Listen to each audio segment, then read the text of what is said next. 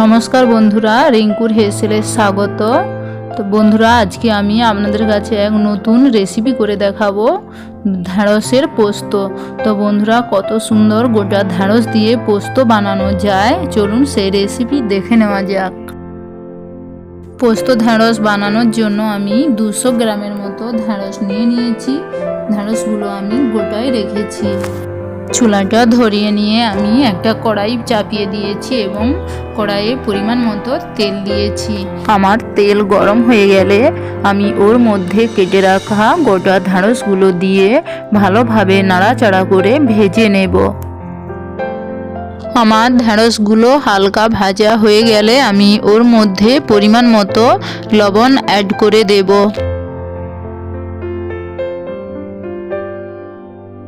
ভালোভাবে নাড়াচাড়া করে ঢ্যাঁড়সের মধ্যে আমি লবণ ভালোভাবে মিশিয়ে নিয়েছি।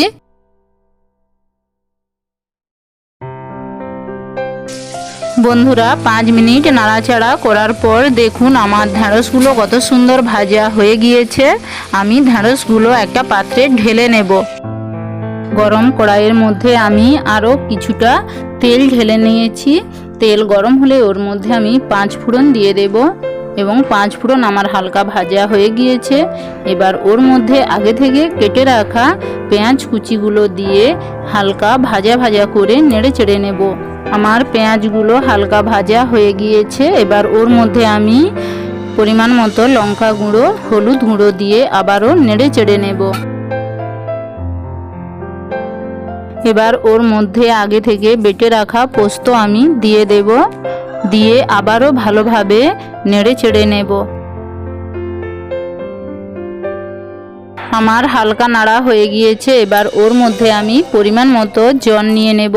তো বন্ধুরা, আপনারা আপনাদের জলের পরিমাণটা দেখে নেবেন, কারণ এতে অল্প পরিমাণ জল লাগবে, যেহেতু আমার ঢ্যাঁড়সগুলো আগে থেকেই ভাজা হয়ে আছে। জল ফুটে উঠলেই ওর মধ্যে আমি ভেজে রাখা ঢ্যাঁড়সগুলো দিয়ে আবারও ভালোভাবে নাড়াচাড়া করে 5 মিনিটের জন্য সবজিটা রান্না হতে দেব। আমি আর এখানে লবণ দিই না, কারণ আমার ঢ্যাঁড়সে লবণ দেওয়া আছে। দেখুন বন্ধুরা, 5 মিনিট পর আমার ঢ্যাঁড়সের পোস্ত রান্না হয়ে গিয়েছে। আমি একটা পাত্রে ঢেলে আপনাদের দেখাচ্ছি। কত সুন্দর কালারও এসেছে আর খেতেও দুর্দান্ত। বন্ধুরা, বাড়িতে অবশ্যই একবার ট্রাই করবেন। আর বন্ধুরা, আমার রান্নাটা যদি আপনাদের ভালো লাগে, আপনারা লাইক, কমেন্ট এবং সাবস্ক্রাইব করে দেবেন, যাতে করে নতুন নতুন ভিডিও আমি আপনাদের কাছে নিয়ে আসতে পারি।